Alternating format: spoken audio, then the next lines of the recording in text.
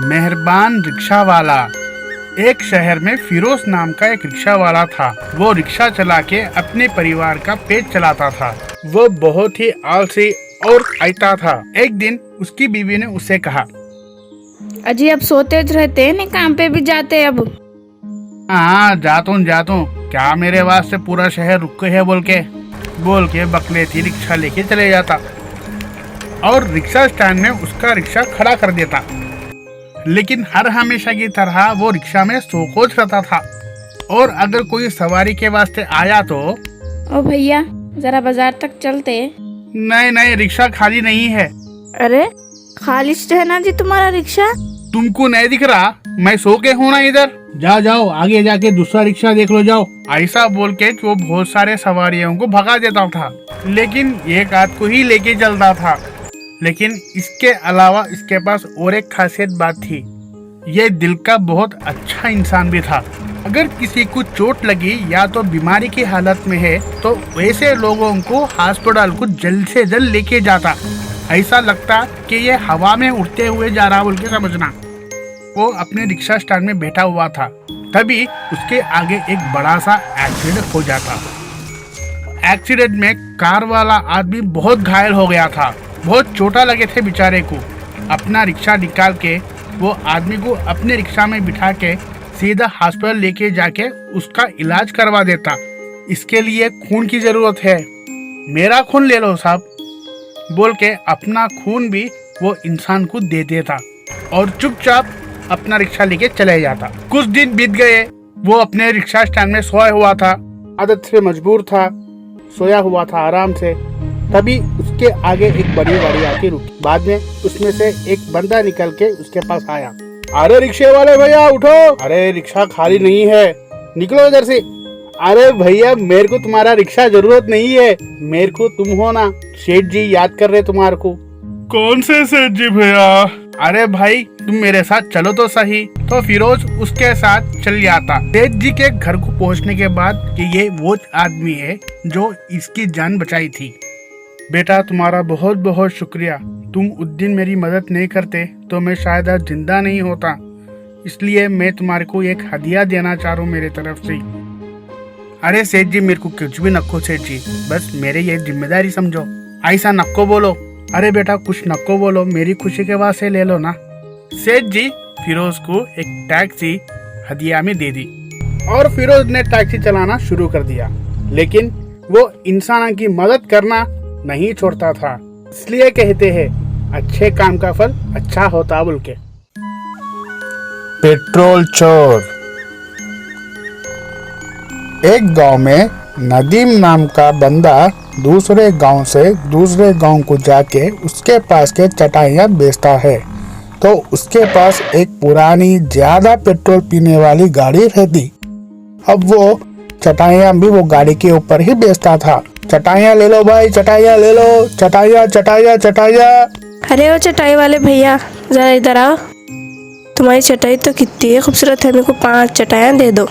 देखो बाजी मेरे पास पूरे चटाइयाँ खत्म हो गए, सिर्फ मेरे पास 2 चटाइयाँ बच गए हैं। अगर तुमको राजी हो तो कल मैं 3 चटाइयाँ लाके दे देता हूँ, क्या बोलते? अच्छा ठीक है, मेरे को कोई जल्दी नहीं है। दूसरे दिन नदीम वो औरत के घर को जाता, लेकिन वहाँ पर कौन भी नजर नहीं आते। लेकिन घर के सामने एक शानदार गाड़ी देख के परेशान हो जाता। बाद में दरवाजा जाके खटखटाता, कोई जवाब नहीं मिलता। हाँ घर में कौन नहीं जैसा दिख रहा, चलो वापस चल जाएंगे, क्या करना आप बोल के बाहर निकल के गाड़ी स्टार्ट कर लेके निकलना ही होता।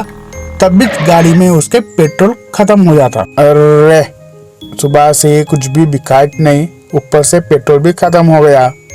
बाद में हल्के से जाके गाड़ी का पेट्रोल पाइप डाल के निकाल लेता। यह तो बहुत अच्छी बड़ी तरकीब है, पेट्रोल खरीदने की जरूरत ही नहीं पड़ती। अब दूसरे दिन से अब ये काम करता रहता। जो भी गांव में बंदे नहीं रहते वहाँ से जाके चुपचाप पेट्रोल डाल लेके घर को चल जाता रहता। वाह रे भाई वाह, मेरे चटाइयाँ भी बिक जा रहे, वैसे आने जाने का खर्चा भी बच जा रहा। गांव में लोग यहाँ परेशान होने लगते, अरे भाई ये कौन तो भी है पेट्रोल चोरी कर लेके जा रहा हमारे गांव में, कितना भी पेट्रोल डालो दूसरे दिन खत्म हो जा रहा। हाओ भाई हाओ। बाद में गाँव वाले पूरे लोग मिलके एक तरकीब बनाते, उनके सारी गाड़ियां एक जगह इकट्ठा कर लेके पेट्रोल की जगह एक रंग का पानी मिला के रख देते।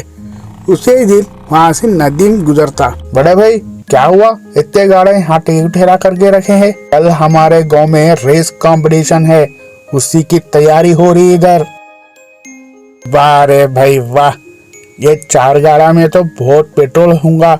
आज रात में एक बड़ा बाल्टी ला लेके आके पूरा पेट्रोल निकाल ले तू।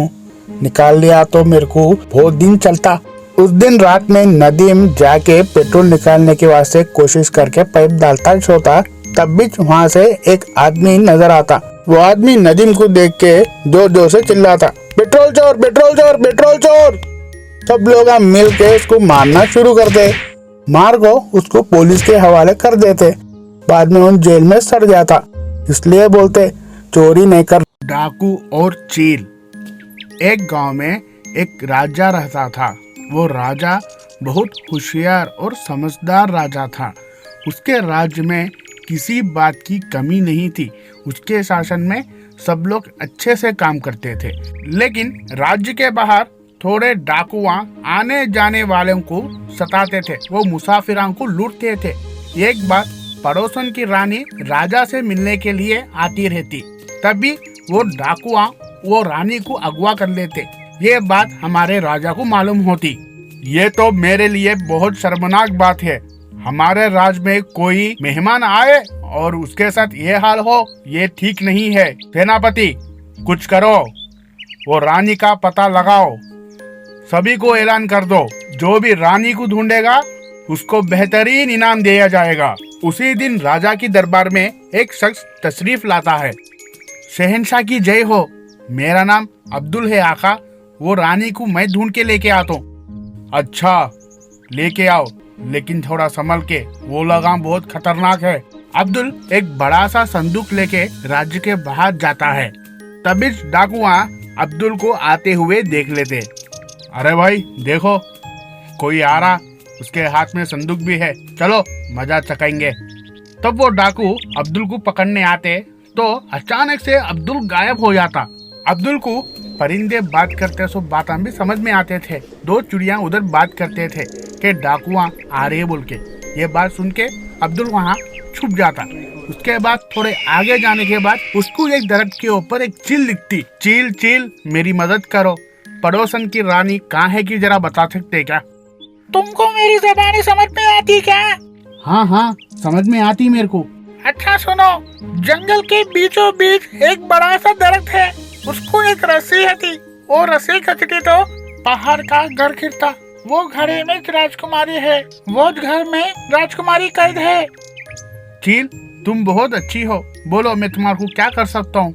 मेरे को क्या भी न को, बस तुम्हें रानी को छुड़ा दो, डाकुआ को क्या तो चकमा दो।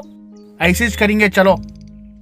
अब्दुल जाके वो घरे का दरवाजा हटा के रानी को बाहर ले लेके आता। उसी दरख्त के पास रानी को लेके डाकू आने का इंतजार करता। जैसे ही डाकुआ घर के अंदर जाते, एक बड़ा सा पत्थर मुझ देता। बाद में रानी को लेके जाके राजा के आगे पेश करता। राजा बहुत बड़ा इनाम अब्दुल को देके शाबाशी देता। अच्छे इंसानों को परिंदे भी मदद करते है ना। घमंडी बिजली मेस्त्री। एक गांव में सिराज नाम का एक बंदा था। वो बिजली का मेस्त्री था, सरकारी नौकरी थी। ऊपर से पूरे गांव को एक ही बिजली मिस्त्री था। एक दिन एक गांव वाले ने उससे बोला, भाई मैं बहुत परेशान हूँ, मेरे घर में बिजली नहीं है, क्या करूँ? तुम्हें कितने दिन से कंप्लेन कर रहा हूँ, तो मैं क्या करूँ? एक दिन में कितने कंप्लेंट आते मालूम तुम्हारे को? अच्छी बात है, देखता हूँ अभी। लगता है ये ट्रांसफार्मर का कॉइल जल गया, 1 हफ्ता लगेगा शहर से मंगाने के वास्ते। क्या 1 हफ्ता? तुम्हारे पास दूसरा कॉइल नहीं क्या? देखो तुम्हारे को क्लैरिटी से बोल दूं, एक काम करना बोले तो 1000 रुपए होते। अच्छी बात है, कर डालो फिर। तभी वो गांव को एक पति पत्नी ऑटो रिक्शा में बैठ के आते। वो आदमी ऑटो से उतर के मीटर को देखने लगता। ये लो, मीटर के 200 रुपए हुए ना। अरे साहब, मैं मीटर चालू ही नहीं करा। हाँ मालूम है, इसका से तो 200 रुपए दे रहा हूँ। हाँ, ये क्या तो बोल रहे, मैं आज तक तुम्हारे जैसा आदमी नहीं देखा इधर। गांव को नहीं आए है क्या? आओ, मेरा नाम वाहिद है, मैं रिटायर्ड फौजी हूँ। आज से एज गांव में रहता हूँ। वाहिद घर पे टीवी देखते रहते जब भी बिजली चली जाती। ये क्या, फिर से बिजली चली गई? मैं कंप्लेंट करी थी ना। ऐसा दिख रहा फिर से कंप्लेंट करना पड़ता। फोन करने के बाद सिराज साइकिल के ऊपर वाहिद भाई के घर को पहुंचता। ये क्या भैया, आने में इतनी देर लगा दिए। हमारी हालत, हम लोग कितने परेशान हो गए थे मालूम। लगता है तुमला ये गाँव में नए से आ सका है, तुम्हारे को मेरे बारे में नहीं मालूम। अरे बेगम, कई को उसके ऊपर नाराज हो रहे, उन आगे ना काम करने दो उनका। भाई, इनके बातें छोड़ो, काम क्या है देखो। क्या प्रॉब्लम है कि ये है ना बात करने का तरीका। देखो तुम्हारी मियाँ कितना क्लैरिटी से बात कर रहे कि हाँ मियाँ, मैं कभी भी क्लैरिटी से बात करता हूँ। बाद में सिराज उनका मीटर चेक करके बोलते,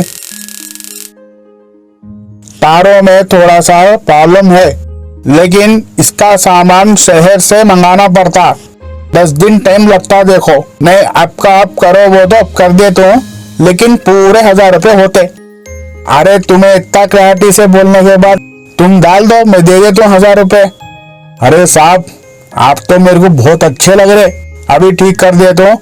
एक 10 मिनट के वास्ते मेन बंद कर डालो, बाद में ऑन कर डालो। अरे भाई, क्लैरिटी से बोलो, कितने मिनट बंद करना है? 10 मिनट पक्का? 10 मिनट ना, 10 मिनट के बाद ऑन कर डालो। अरे साहब, कई को बात बात पूछे से पूछ रहे, ऑन कर डालो ना। बाद में वाहिद मेन ऑफ कर देते, लेकिन 10 मिनट के बाद ऑन कर देते। बाद में सिराज को बिजली का शॉक लग के नीचे गिर जाता। क्या इंसान है जी, तो काम होने के बाद ऑन करना ना, बीच में के को ऑन करे। मैं तुमको पहले पूछा 10 मिनट के बाद ऑन करना, क्या बोले तो ऑन करो बोले, तुम क्लैरिटी दे दिए इसलिए ऑन करा क्लैरिटी से। बाद में सिराज उठ को बेचारा लंगड़ता हुआ अपने घर चले जाता। सीख, अपने को कभी भी घमंड नहीं करना।